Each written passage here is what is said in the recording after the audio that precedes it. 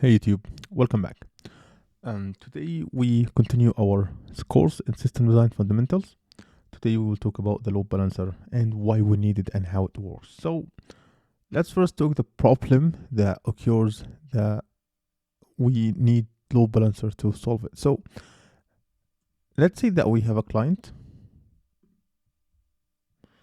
and this client is connecting to a server and everything looks fine, everything looks great, and yeah, it works. However, we have more clients trying to connect with the same server over and over, and right now our server is our server can't handle all of this load. So how could we scale our server? So a good a good approach could be we could maybe add more resources, so we can add more CPU and RAM, and this could help like to make to make the server be able to handle all the traffic requests. But let's say that if we have even more clients than that, our server will not be able to handle all of that requests. And we have another problem that we have a single point of failure. So if our server got any problem and was destroyed, the website's gone. So a way to solve this one, and instead of increasing resources, is to add more servers.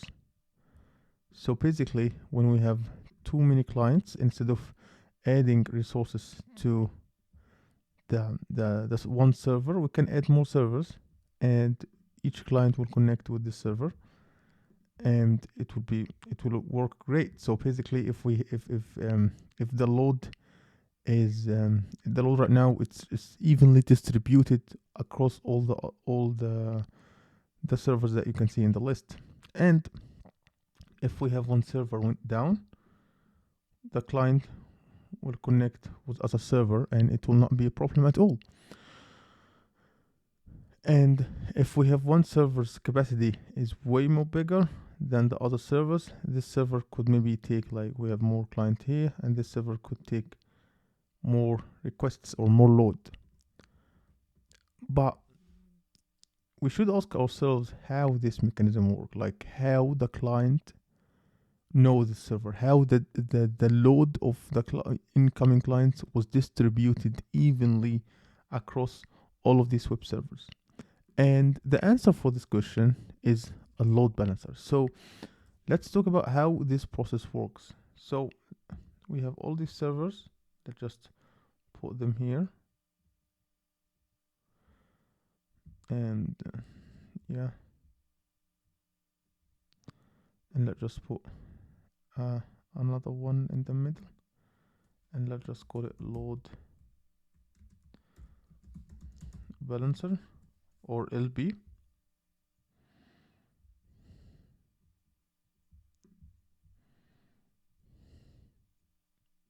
And basically the clients will send all the incoming requests to the server,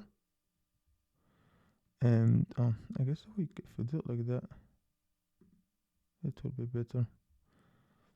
And let's say we have this client, and the client will be sent to the server. So let's just make sure that we give them numbers. Client 1 will be connected with server 1, and client 2 will be connected with server 2.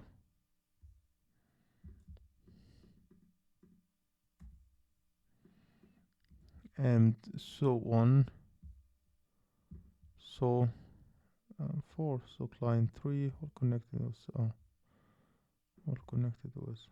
server 3, and lastly client 4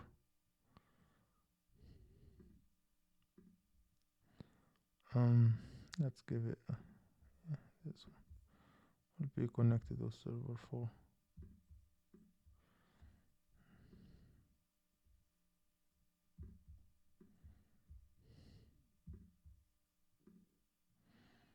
Okay, and and by this one, as you can see right now, all the incoming requests are evenly distributed across all the other servers, and there is no server is overloaded with requests, and there is no other server is underload with requests. Like it's evenly distributed.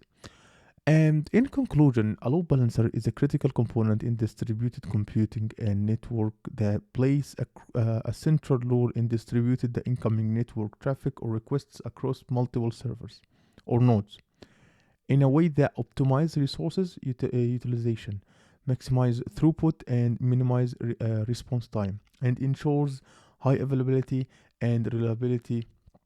Basically, load balancers are pretty essentials, but let's talk about why we need them. Like, what are the other things that would benefit from this one?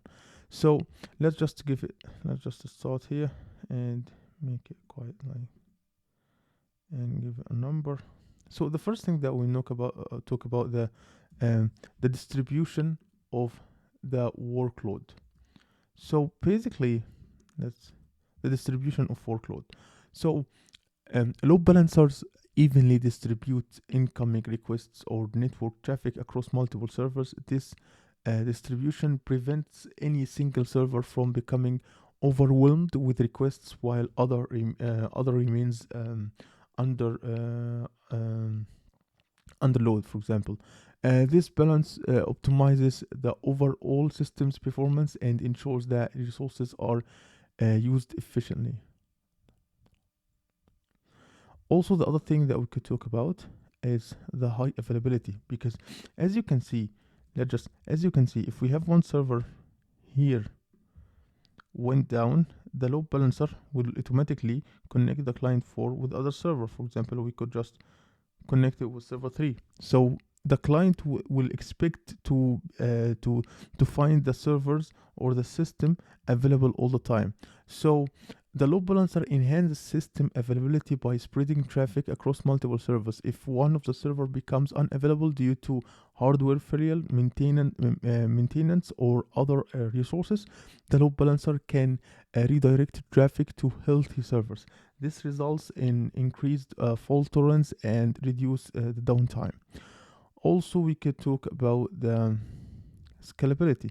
So basically, oh no, oh no.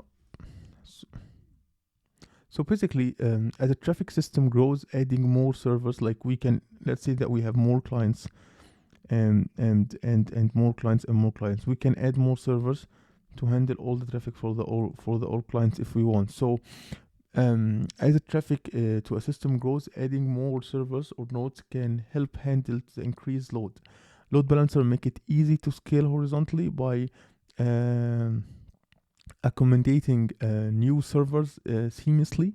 This scalability is essential for systems that experience variable or unpredictable workloads. Also, we could talk about the redundancy. So, not again, redundancy. So, load balancer can configured with redundant components to ensure high availability. If the primary load balancer fails, a second one can take over without service interruption. We could also talk about the security, because as you can see here, the clients are connected with the load balancer, so they know the IP address of the load balancer, but they don't know anything about the server. So our server become quite secure. So the load balancers can act as also a load balancer can act as a secure barrier by hiding the internal infrastructure details from the external user. They can also perform tasks like SSL termination, which offloads the SSL TLS encryption and decryption process from backend server, reducing their computational burden. And also, it's great also in distro recovery. So the load balancer can help with distro recovery scenarios by rerouting traffic to backup data centers or location in case of on cases like failures or network issues. So in in conclusion, in conclusion, in conclusion, the load balancer are essential components in the distributed system because They ensure high availability, reliability, and optimal performance by distributing the traffic across multiple servers or nodes. They play a crucial role in scaling applications, managing network resources, and providing fault tolerance in modern distributed computing environments. So that's it for today's video. I hope you like my content. If you like my content, make sure to subscribe and hit the notification bell so you'll never miss a video. And see you in future problem.